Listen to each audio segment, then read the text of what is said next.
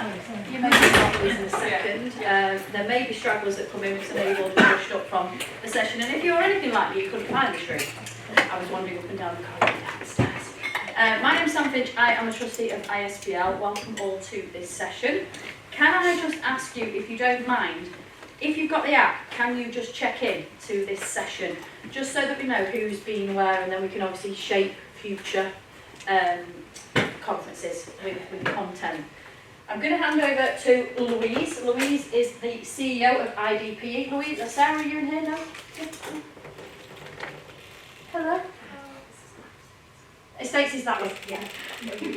So over estates right now. Sorry, Louise. Louise is the CEO of IDPE and will lead the session. There will be a Q&A at the end, but Louise has said she'd like to keep the session quite interactive, so if you do have questions as you go, feel free to ask.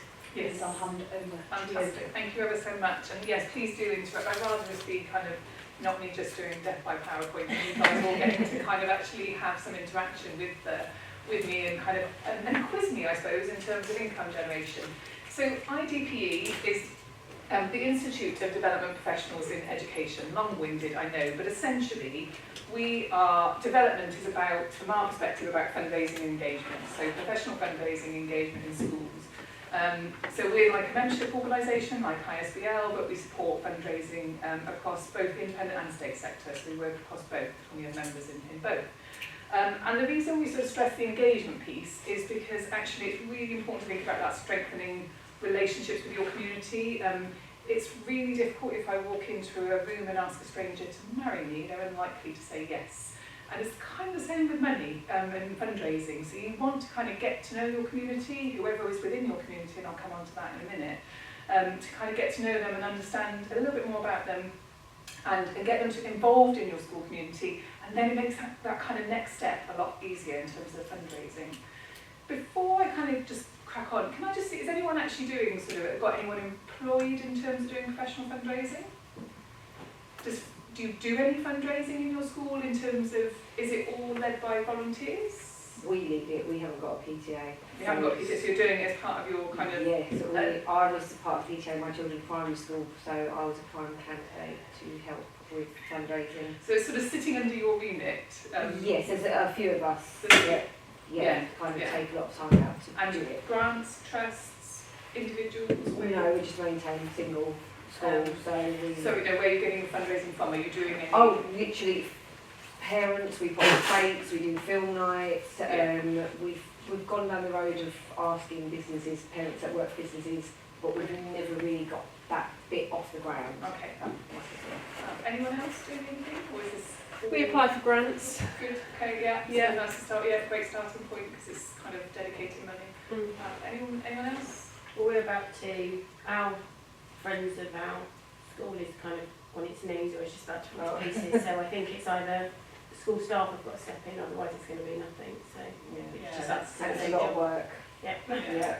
And that's kind of what I want to just touch upon as well today, is around trying to kind of prioritise your time as well, because otherwise it can be really overwhelming, and that's one of the things that I kind of think it's worth kind of considering. So I just want to just share a couple. We do regular benchmarking, and I just want to share a couple of stats with you to show that all schools can fundraise. Now this stat is from schools that are already fundraising, so I do want to stress the schools that are completing our benchmarking are already doing it and have some resource in place that is dedicated to fundraising. So I don't want you all to panic, but I want to show you what is possible if you, over time, and I know you need to get that proof of concept, but how you can move forward within that sort of fundraising area. And again, what I would imagine you'll suspect is the things that people are focusing on are, for example, capital campaigns, so facilities and resources, but also that extracurricular piece, so having the annual funds to support that. So that's the kind of area that we see. And this is another point that I want to kind of make, is it takes time. So fundraising, again, if you think about that, me going into a room and asking someone to marry them, or asking for money, it's really difficult if they're a stranger or they don't know. So your point about the fact that actually it can be quite labour intensive, and so I'll come on to that in a minute, but it's not going to happen overnight, because you've almost got to get people kind of geared up to actually, we need your support, and they need to understand that, as we call it, culture of giving, but they need to understand that actually they can give. and what they can give to, and that's kind of what I'm going to focus on today. So, but also you're building those relationships with your community so that they will give back. So this kind of just to show you that it's not like a your magic wand and this money all comes in, but there are some quick wins which I want to kind of talk about in a bit. So I kind of want to start with the why, and I know that might sound really simplistic, so please forgive me if I don't want to patronise at all, but what I do really want to kind of start with is actually thinking through the focus for your fundraising, because actually you could fundraise for everything, but actually having a really clear focus for your fundraising will really help you prioritise where you go to and who you approach and how you do it. Now, again, to thinking about workloads and how to manage risk around this, having most of you will have some sort of development plan, I imagine, some sort of idea of where you're going. Having sort of short, medium and long-term aims in terms of short kind of term funding as well as sort of longer term funding will help kind of prioritise sort of why you need the funding.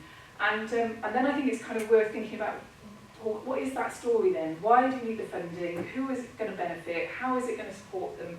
And what impact is it going to have? And then testing that with some of your, if you've got a friends of or parent body, you can have a kind of conversation with them. Testing it with maybe local businesses, if you've got relationships with local businesses, to see if actually they'll buy into it. Because actually there's nothing worse than sort of going and saying, right, we really want money for X, and everyone goes, I'm not interested in that. So actually having those conversations right from the outset, it is also part of the kind of getting them on board, because you're actually giving them a bit of ownership over, bringing your parents, say you've got a PTA, bringing them on board and saying, actually, what do you think about these ideas? And could you go out and tell other parents about them? So it's not just down to you to do that. Can I just ask what kind of things you're looking to fundraise for, just out of interest? Things that we do playground equipment quite a lot. We just replaced something in our Key Stage 2 playground, which was about £20,000, so it was a huge amount. But we'd had quite a large donation from a grandparent that did more of that. We did off our Christmas and summer fete, if I'm honest. Yeah. But we kind of obviously did put that out in our newsletters to try and show parents, look at this wonderful new thing the children now have, and that's brilliant from fundraising. Yeah. And that's exactly it. So you kind of had a why, this is what we want to do, this is who we're going to benefit. It sounds like it's equivalent, your grandparent was almost that match funding, almost the kind of start of your kind of, we've got this big donation, but we need, extra support to kind of do it, and then kind of and then share the kind of difference it's made. There's a report that you can take with you, it's free, that we've done for sort of school leaders, and there's a really good case study in there from a primary school in Scotland, exactly the same in terms of playground, and it was their first major appeal. They do have somebody in post that does, I think it's 3 days a week, Jordan Hill School, and she worked for a year before they sort of set, so I do appreciate there's an upfront cost there. But then they've redone their playground at 220k they've managed to raise from parents and some trusts. Yeah. We have almost like a different problem where we have a really good PTA and they raise lots of money, but they only really want to spend it on the things like play equipment and things that all the children use, which is lovely, but we've done lots of those projects now, and when we try and tap in to say, look, we really need money for other things that aren't so glamorous, like council projects, door replacements and those sorts of things, they're a bit like, well, is it going to benefit all the children? Because we've got lots of different buildings as well, so we've also had parents come back and say, well, I'm not prepared to. We've got another sideline because we're a church school, so we also have a governor's volunteer fund as well. So over time, what's happened is less parents have been contributing to the governor's fund. More parents feel that their part is paying towards the Friends of our school. That's their own charity. So even though we work very closely with them and they do a wonderful job, we can't tap into all the money for what we want to use it for.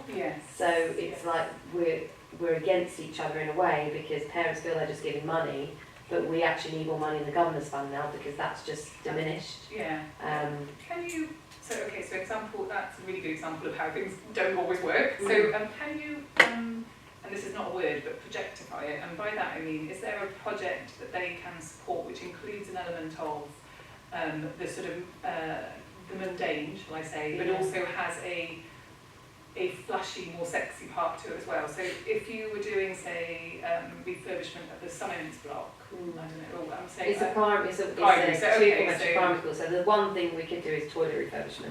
Yeah. But on our terms of our capital projects and priority list, the toilet refurbishment isn't the school's highest priority.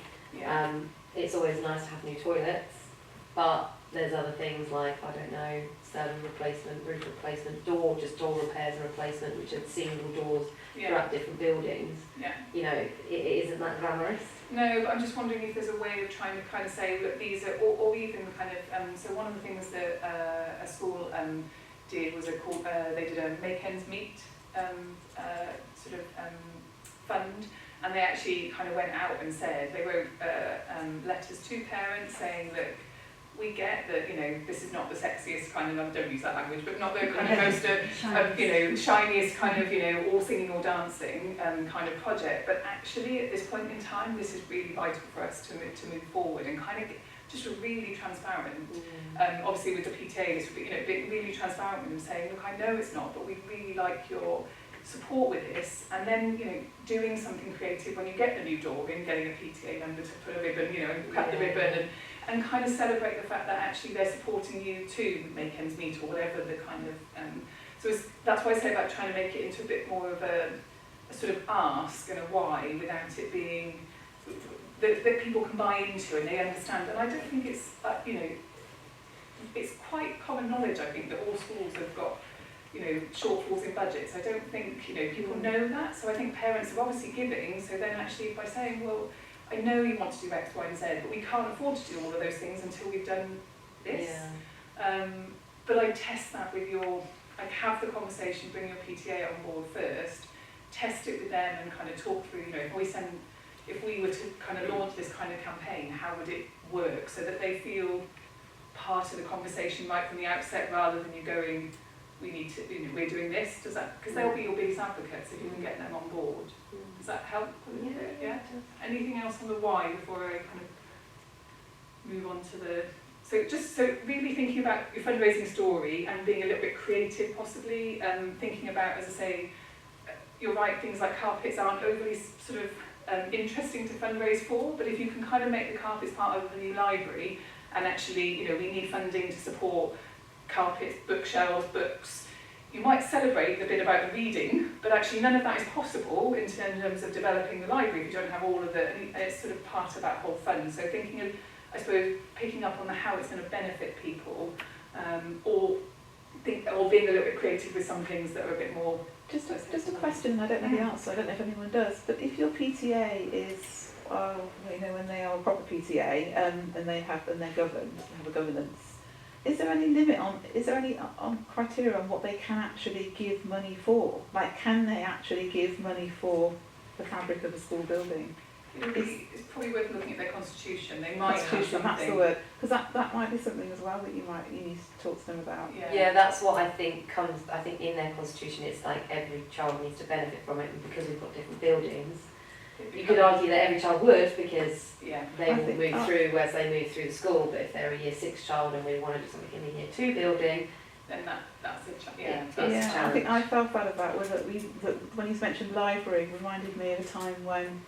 Yes, when we had to work very closely with our PTA about exactly what they were funding, because it wasn't the building element of the library, it was more the books and the furnishings, because the books could support all children. So it's worth looking, so they constitute, but equally share a challenge with them, because the one thing I think with schools fundraising, my background's in charity fundraising and I'm coming to schools later, but the one thing, they've done some obviously PTA fundraising as well, but the one thing with schools fundraising is that they actually have already bought into your school. They want the best for their, you know, particularly parents, you know, the current parents, they want the best for their children. So they're normally really passionate about your school and have already connected. So it's, I think by bringing them in, having that conversation, saying this is a real challenge for us, we do have a, you know, a sort of hole in the budget, can we chat to you about how we make this work? I mean, you might have some parents who are a little bit, but I think, pick off, but kind of talking to those who are warm to school, and then they can kind of bring other parents on board. So it's sort of that influencing piece. In fact, that brings me on nicely to kind of the who to approach, and that will differ depending on different contexts within the school. We often get asked, and that people say, oh, my school can't fundraise. And now I would argue that potentially if you maybe tried it before, you were perhaps asking the wrong people, you had the wrong messaging. Everybody can fundraise. It's about thinking through what it is that you're fundraising for and who you're going to approach. And I would urge you, in thinking about that prioritisation piece, to think about who are your warmest audiences and who are the most likely to give. And I know that sounds really common sense, but actually, if you don't have any relationships with your alumni, don't go and try and start fundraising from your alumni. If you've got really good relationships with your parents or your PTA, use them as the catalyst for kind of getting fundraising off the ground. Now there's some slight caveats here with things like trusts and grants. Often they are local, and it's finding those trusts and grants and kind of putting in applications. But again, it does help if you know somebody within that sort of community organisation, so the local Rotary, the Masons, the Lions. Is there anyone within your community working in a local business that can support match funding from banks? So if you've got a parent who's working in a bank, or organisations that do match funding. And I think that's kind of the stuff. Also giving parents this is what we're trying to fundraise for, almost like a wish list. In one of my old school, we used to have an Amazon wish list, and parents could, My volunteer. primary school had that. Yeah, and it was just a really easy thing. But also we then sent out a list of, we did a little leaflet, very, very easy, kind of saying these are all the extracurricular activities we run. The school supports all of these activities. We would love your support. If you can enable, if you can support some of these, it'd be great. And from that, we actually had a union contact. It was one of the parents was involved in a union, and they said, look, we'll support 5 out of the however many clubs and give you, because then it frees up your money that you were spending on the clubs to spend on the carpets or the kind of less. So it's also thinking about how can you be creative in terms of the projects that you've got going on in the school, and thinking about how you bring people in to ask them. So I don't know who, is parents the kind of main place that you're getting fundraising from, outside of trusts and grants? We've done quite a lot with outside companies, so the Tesco's one. Yeah, brilliant, yeah. Bupa have given us quite a lot of money. Yeah. We've also done match funding, or also volunteer hours. So 2 companies, if their members of staff volunteer hours, then if the school write a letter, that company pays, I think, it depends on the value, sometimes it's £50 an hour, sometimes it's £100 an hour. You get that money back. Yeah. So that's where I have been trying to do. I think, and I think that's a good example of how to try and really focus your time on what's available rather than trying to do all of it. The one challenge, and it's what PTAs do really well, but I would question, the one challenge is things like events are really labour intensive, often for limited returns. So my question would be is, why are you doing the event? Are you doing it for a community benefit, to bring the community in and to engage with them, which might be a completely valid reason, or are you doing it as a fundraiser? And if you're doing it as a fundraiser, is there a better way that you could spend your time, or could you fundraise off existing activities? So thinking about I'll come on to the how. Thinking about the how, with events, they are very labour intensive, and it might be, I'll give an example, better use of your time to say, right, 5 letters to the Rotary Roundtable, Masons, Lions, to get them involved, than maybe running, that might take you an hour, in comparison to running a fair, and you might get just as much money from both. Now, there are other reasons for running events. I'm not saying don't do events ever, but also if you're already doing concerts, you're already doing activities within your school, be it the nativity, if it's a primary school, be it bringing people in to do careers stuff, if it's within a secondary school, using those as a catalyst to bring other people in is also, don't necessarily reinvent the wheel all the time. Is there ways you can piggyback off the existing activities that you're already doing to bring people into the school, to get them to know the school, and then to ask for money in the nicest possible way? If they get to know you and you're talking about the why you need support, then hopefully that will kind of bring people on that journey with you. Again, local businesses, maybe bringing them in, saying, do you want to come to our local event that we're holding? Because actually, I think we all want to help, and particularly, one of the interesting things, I think the difference between perhaps state and independent is actually state school education. People want to see the best opportunities for young people. So let's ask them to help, because actually many people do want to help, but they need to know how they can help. So having that messaging that comes through all of your, be it the first kind of when parents sort of join in that kind of opening sort of evening when you bring parents in, through to the concert, through to the assembly that you invite parents into, it can sort of, without it being too please give me money today, it can still be, we're still fundraising for, we've made a fantastic difference already with X, Y and Z, we'd love if you could still support us in terms of this. So different ways in which you can fundraise here. I've sort of said about events, as I say, my one caveat would be there thinking about why you're doing them. Regular giving, has anyone got parents giving regularly to their schools? Yes? Slowing down though. It's Sorry? definitely slowing down from what it was. Yeah, so some people have noticed. So do you do any research into whether those parents who are giving regularly have the capacity to give any more? No, I mean, we've got quite a high number of children on benefit related free school meals, so it's not something the head teacher really wants to push any further than we do, because we do a lot. We do Christmas fetes, we do summer fetes, we ask lots of donations, and so then we do a lot of stuff over here. We're also a church school as well, so we'll do like the shoebox appeal, and I know that's not for us, that's obviously for charity, but there is a lot. Christmas jumper day, that's another donation for charity, so they're already being asked for quite a lot, so we're a bit mindful. Yes, you've got to be sensitive, that's fine. I just was asking, but it's also maybe, that I was asking for if you major gifts, because if somebody's giving a regular donation, they may be your slightly more wealthier parents within the community, and therefore have the potential to give more. So finding out a little bit more, again, I appreciate that's work, but actually if you can find somebody a bit like your donor who gave, that's sort of what you're trying to find, is that donor who can give that bit more. Just on the church side, I'm assuming you're buying into and trying to work with the church community to support their fundraising perspective. They're always, our church always attend, they're actually one of our lettings, they let our hall every weekend for family service. So we work very closely with our church. Well, one problem we had is, with the Governor's Fund, we had loads of parents that were to set up a direct debit and were paid, I don't know, £5 or £8 a month, and that happened, but as time's gone on and things have moved paperless, so historically they would have got a form that they had to fill out, and they would have completed all that. Everything's gone paperless, so now people are able to set up direct debits on their own phone, and they set it out themselves, where it's not done for you. So with that change has come with as soon as those direct debits, those children leave from year 6, we can't replace them with the ones coming in, as much as we send information, emails, book bag flyers, it relies on them going on and setting up, and it just doesn't happen. So over the years it's gone on, it's got less. Do you invite, so just on the parent side of it, do you invite former parents ever back to the school? Keep in touch with them? No, probably not.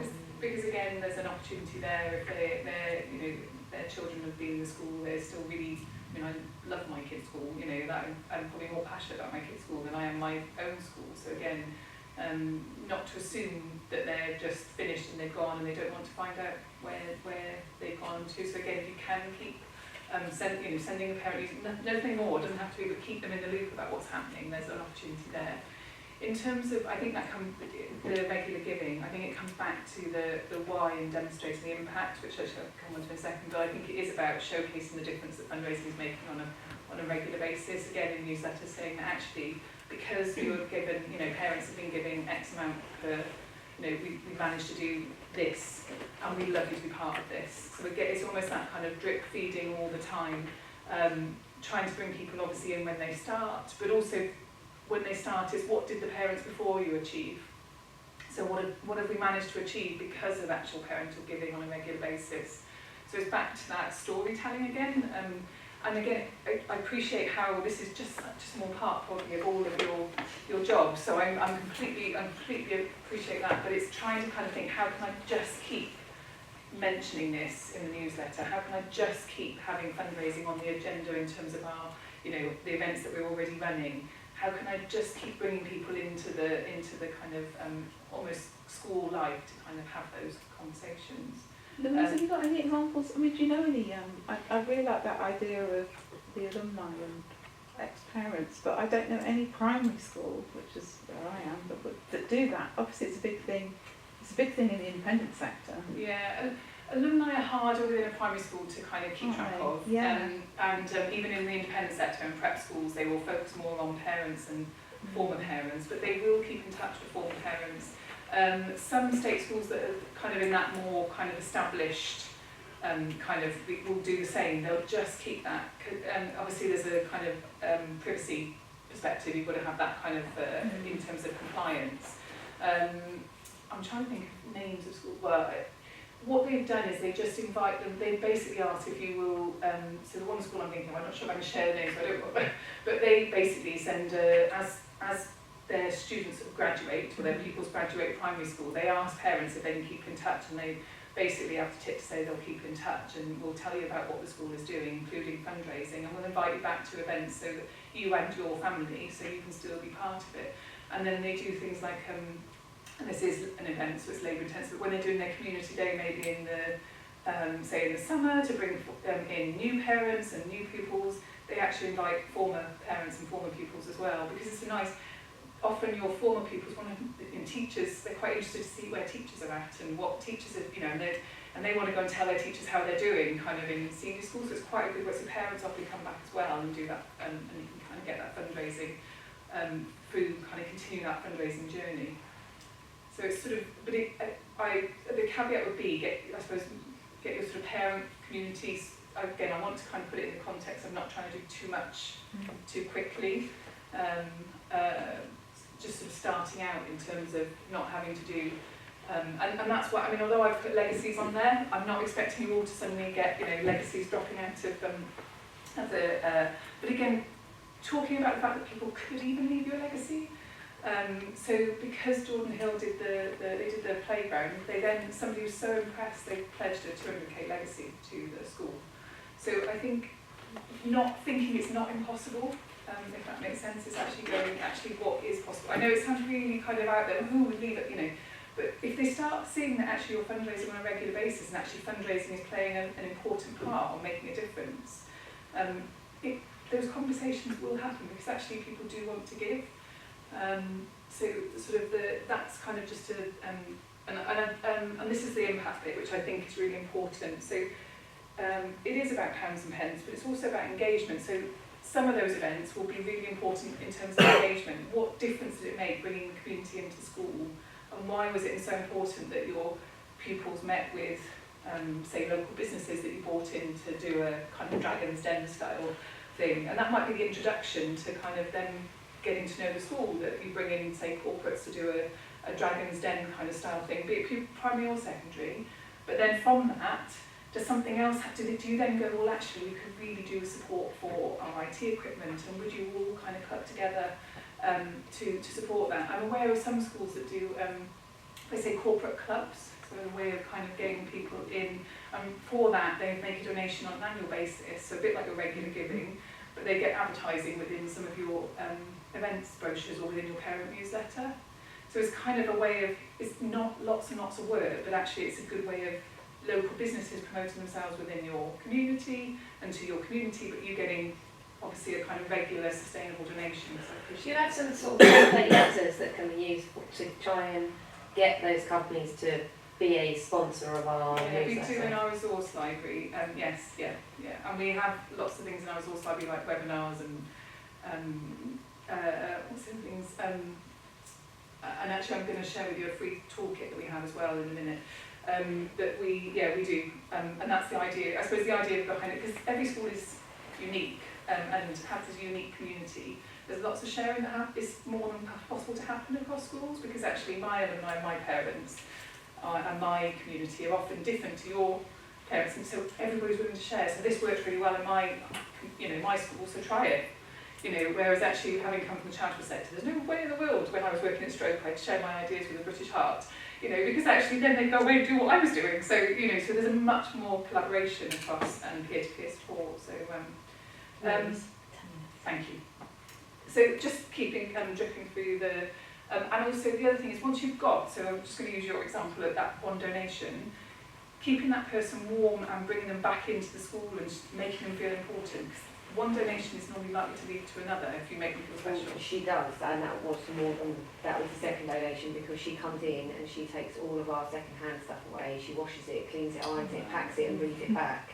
And she also was a teacher at the senior school. We're the same name, but we're not actually affiliated. But most of our children go there. And she was a food tech teacher there, and she was our head teacher's food tech teacher. So there's a huge connection.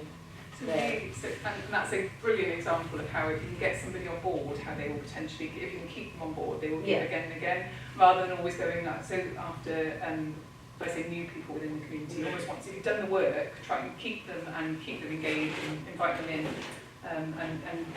No, I'm going to just mention, I'm not going to go again, we've got examples of policies and procedures and things in our resource library, but I think just being aware of kind of data protection, fundraising legislation and charity governance, your governors have a responsibility not just about what you raise but how you raise it as well, and the Code of Fundraising Practice, which is is overseen by the fundraising regulator, and obviously your privacy notices will need to include something around fundraising if you're doing it within the school, just to kind of bring you on, so that people know. Most schools, just so you're aware, use legitimate interest in terms of the legal basis for fundraising. Obviously the slight caveat to that is PECA, if you're doing kind of emails and things, you might need consent. However, that is changing with the new Data Protection Act. There will be the option of soft opt-in, so actually be able to market and do more fundraising, which is exciting, without needing necessarily consent. So you are not all individuals on your own. It's great to see a few of you have already got little groups of people who are supporting you, but I think that's really key. It's one of the things we see, I suppose the most, is that it's quite isolating doing this. It's quite a lot of work, it can be quite overwhelming, so actually bringing people on that, with you and actually getting that support can be really important. And that's not just from us in terms of the community, but thinking who else within the school can help you. And who else within the school, be it parents or other colleagues, really, the teacher who's really excited about, this kind of thing, fundraising. It's great, get them involved and see if they can bring their pupils to come and do something for you. It won't, just as a caveat, it won't be every teacher that loves fundraising. Unfortunately, not everybody enjoys it as much as I do and as much as maybe some of you do, but find the ones that do and get them to kind of help you to kind of spread the word. And then by default, what happens is that once they see other people over here doing this and they're having fun, they often want to come on board as well. I'm thinking of a school, this is an independent school, but she was saying about how she went round the teachers when she got in and people said, oh, I don't know why we're funding you. She had a couple of sponsors, I don't know why we're funding you, and we've actually got no money in our pension pot. She had that from a couple of teachers. And then she said within 2 years, they were kind of saying to her, oh, she came around, she said, this is my friend, and they do this, this, and this, and this with me. So she really shifted that kind of culture just by being present in the school on a regular basis and talking about fundraising. The report I'm just going to kind of leave there for you to kind of take away. The idea behind it was, as I said, it's free, it's got some case studies in, it's also got new to fundraising ideas, and that's where I would focus on, the little box that in each section is new to fundraising. That kind of helps you, that's the kind of piggybacking on existing activity, thinking about actually who do we contact and how do we go about doing it, those warm communities. There's some good examples in there of where to start. But I wanted to leave time for some questions and also just to share what we can do to support you. So outside the report, we have a free toolkit on our website, which is a State School Fundraising Toolkit. That includes everything from case studies to information on so some policies and templates. It includes sort of kind of almost a bit of a guide as to things to think about when you're starting out, and it complements the report that I've shared there. We do benchmarking, which as you get further along can be useful, particularly if you have a board of governors that say, let's go raise £1 million, and you go, whoa. Because we do have that sometimes with schools. We have really ambitious governing bodies who say it's possible to do this. The benchmarking can help kind of look at what other schools similar to yours are doing and compare it. And then I wanted to stress the community. Now, we have a membership organisation. I'm not saying you will join now. You need to be where you're at. Depends on where you are at in your fundraising journey. We'd love you to be members. But what we do try to do is bring people together to talk and discuss and to share. So we have a state school forum. We have a MAP school forum. We have regional networks. We have a resource library. And I would say start with the sort of free stuff at the top, like the State School Fundraising Toolkit, and then as you move forward, we'll be willing to help move that forward. So, questions? Other questions? I know I've answered some throughout. Anybody, any more questions? No? Hopefully I haven't overwhelmed you all. I hope I've tried to make it as simple, because that's what I want you to take away, is that it's small steps. But I think probably the key thing is you do need to take those small steps. Really focus your time on where you're going to make the most money. I mean that in the sense of where you're going to have the greatest impact. So really think about what are those things that you could be doing. Think about the why you're raising money and kind of talk about that.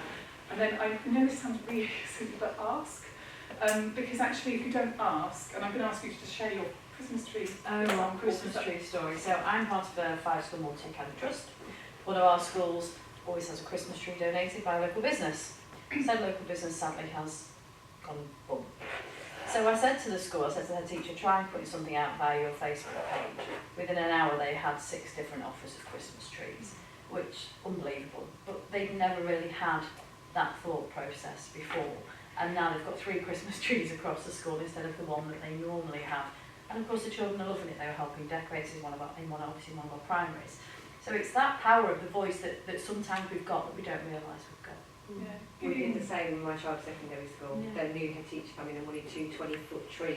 Yeah. I got them cheaper because of my school, we had a connection, so I managed to get them basically half price what you would have paid and put in just something out of the WhatsApp group. Do you know, in 16 years I've never paid for a tree. No, I would love to be in that boat, but he managed to get businesses to support. 2 parents had businesses that bought the trees. Yeah. It might be So you've got a that parent was- who owns a nursery that's got a tree, and you know the nursery that we've got at one of our secondaries, they even come and take it away for us. So it is that collaboration, talking to your parents and letting them know exactly what Louise has said, what do you need and why do you need it.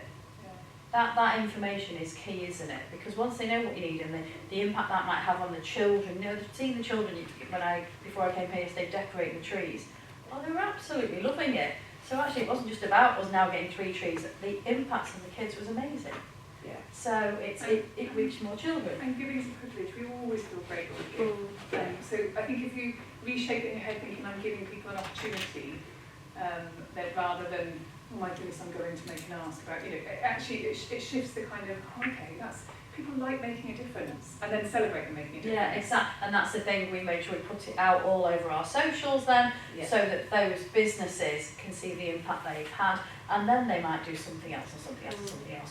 Louise has very kindly left brochures on the tables and her business cards are there. So if you do leave and you've got any questions or you want more information about the toolkit, please do get in touch. You will all be pleased to know it's now lunchtime. So back down to the main room downstairs. But will you all just firstly join me in thanking Louise for her presentation today? Enjoy lunch, everybody. Thank you very much.